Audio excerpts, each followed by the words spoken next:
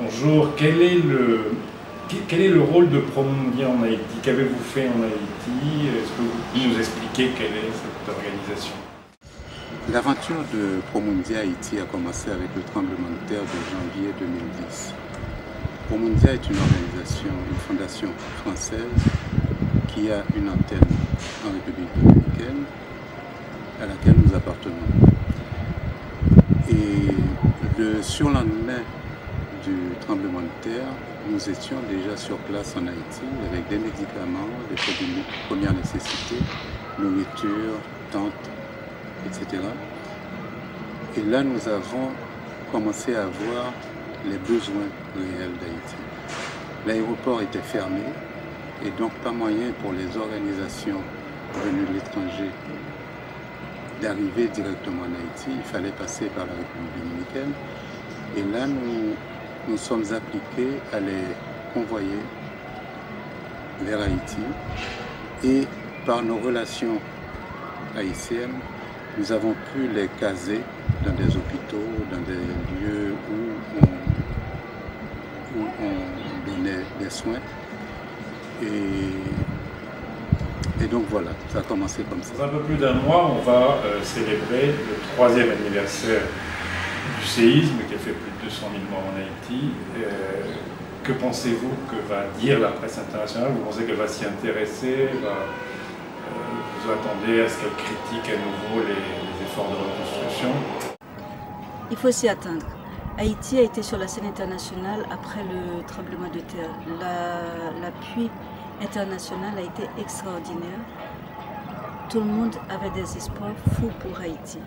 Or, aujourd'hui, il y a une déception généralisée tant au niveau international par rapport à l'aide et la reconstruction que de la part des Haïtiens, surtout de la part des Haïtiens sinistres. Il y a eu, il y a peu de temps, un cyclone, Sandy, qui a dévasté les Caraïbes, notamment Haïti. Les dégâts ont été très importants. Quelle est la situation après ça? La situation reste grave après Sandy. Les inondations, 52 morts, ça n'aurait pas dû être. Le gouvernement aurait pu prendre des mesures de prévention. La communauté internationale qui avait les moyens financiers de nous aider ne l'ont pas fait. On répare les dégâts. Le prochain cyclone probablement causera les mêmes dégâts. Qu'est-ce qui vous distingue des autres organisations internationales? Quels sont vos projets en Haïti en tant que Promondia? D'un, nous sommes des Haïtiens, nous connaissons bien le pays. De deux, nous sommes une petite organisation qui répondons à la maison mère, qui collecte des fonds, ce qui nous laisse une certaine indépendance. Ce qui nous permet de choisir les projets dans lesquels nous nous investissons et aussi de les adapter à nos moyens. Ce qui nous permet de tout investir au niveau des actions menées. Nous avons choisi d'axer notre action sur les enfants. Nous n'avons pas les moyens de créer une école, pas encore, nous l'espérons un jour. Pour le moment, nous travaillons avec d'autres écoles qui travaillent dans le même sens que nous, au niveau de la protection de l'environnement d'un côté et au niveau culturel de l'autre.